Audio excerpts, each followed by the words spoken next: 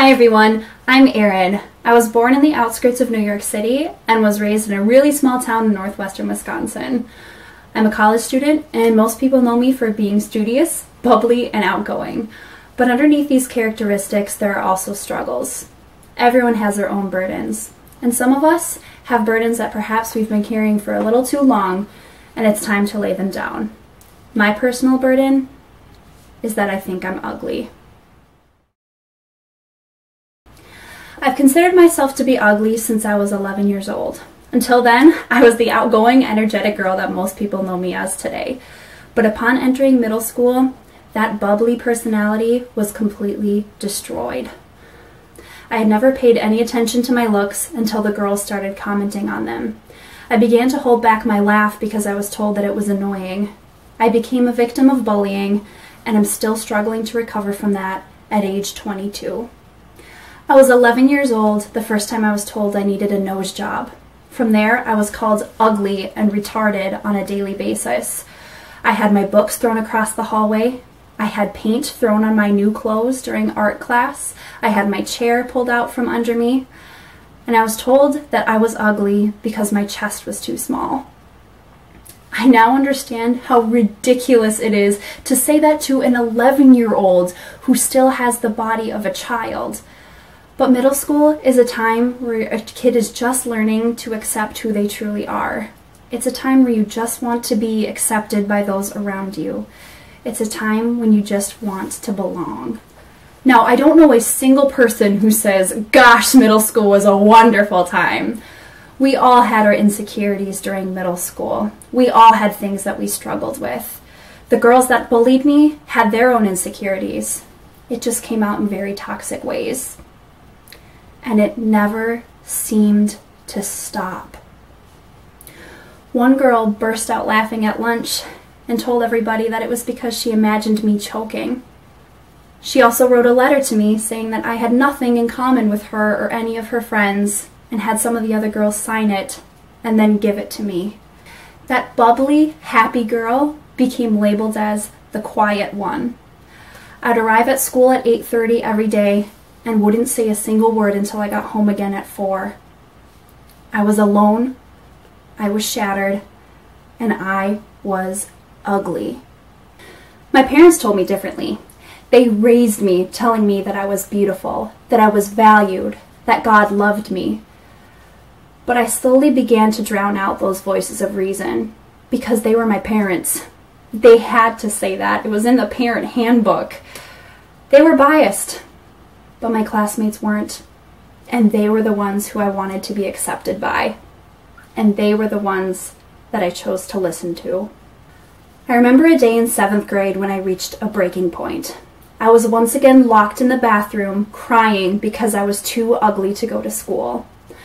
My dad was always the one who drove me to school, and he came and knocked on the door telling me that it was time to go. But I said no. I said I would not go to school until I had makeup. That I was too ugly to go to school without makeup on, and until I could wear some, I wasn't going to go. I ended up getting the makeup talk that day. And I think most girls get the makeup talk at some point from their mothers. But I got mine that morning from my dad.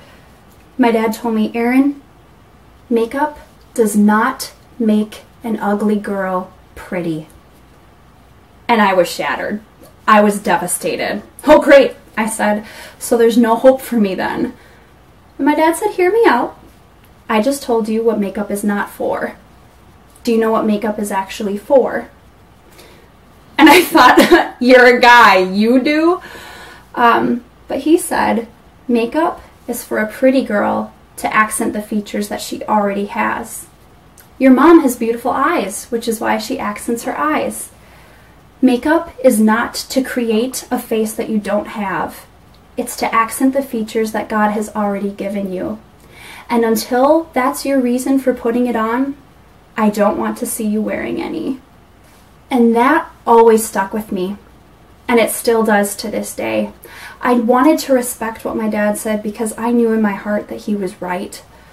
I chose not to wear makeup if it was because I felt ugly and wanted to create something new. And for that reason, makeup did not appear on my face until years later. But it took years. It took years before I got my voice back. It took years before I was comfortable laughing in front of people again. My parents took multiple trips to the school, but hardly anything was ever done to stop the bullying. The bullying itself eventually did stop, but the effects of it took much longer to recover from. And in many ways, I'm still recovering. I'm engaged now, and sometimes when my fiance tells me that I'm beautiful, I don't believe him. Our society shoves images into our faces of what women are supposed to look like, and I often tell myself that that's who he would rather be with. These standards seeped into my middle school hallways and were delivered to me through the mouths of my peers who were likely struggling with the exact same standards. When you're young is when it starts, and when you're young is when it stays. Even now, I'll sometimes see two girls whispering to each other, and I'll immediately assume that they're talking about me. My head starts to ring and my heart starts to pound because I still make that assumption 11 years later. Or sometimes I'll see a group of girls in the hallway and I will start counting in my head how many of them my fiance would rather be with because I have convinced myself that they are prettier than I am. And I want those thoughts to stop. It's painful, it's exhausting, and it is not true. I've learned a lot since my middle school days at age 11. My family never stopped supporting me and never stopped being that voice of reason that constantly fought against those lies. God was always faithful and has since blessed me with some of the strongest friendships I have ever known. My siblings are my best friends, and my fiance encourages me every single day. I've come a long way since walking those hallways of purple and gold, but I still have a lot of distance to cover. I still suffer from PTSD, which stands for post-traumatic stress disorder. This is a disorder that we commonly associate with people who have been in the military because they have seen things that most of us can't even begin to imagine. But that is not the only origin of PTSD. PTSD can originate from any sort of emotional trauma or abuse. My PTSD originated from being bullied in middle school, and my episodes still affect me to this day. And while our society is becoming more and more accepting of mental illness, we still need to be very aware of where that comes from. Kids are so willing to push their insecurities onto others so that they don't have to deal with it themselves. Kids who are bullied suffer from anxiety, depression, and even suicide at such young ages. And while we're often quick to think about the short-term effects of bullying, we sometimes forget to think about the long-term ones. Most people would never assume that I have PTSD because they can't physically see it. Victims of bullying are everywhere, and some of them are still fighting to recover even in adulthood. They're in your classes, they're in your workplaces, and oftentimes, you would never know. I want this to be a reminder to always be kind to those around you. A comment that felt good to make in the moment can impact the rest of a person's life. Do not shame women for how they look. Do not hold men to athletic standards. Do not assume that makeup means a woman is insecure or clawing for attention. Do not assume that a man's feelings cannot get hurt because they can and they do. Your words today can impact the rest of somebody's life. Do not let yourself be remembered as the person who inflicted their own pain onto others.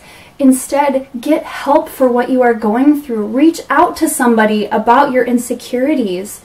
Get rid of that insecurity by terminating it, not spreading it or making another person suffer because of it. Bullying is in our schools everywhere, and it's time for it to stop. These scars are lifelong, and it is time for them to heal. I'm Erin, and I suffered PTSD from middle school bullying. And while you may never see my face on the cover of a magazine, you're seeing it now on a website that can be accessed by millions of people.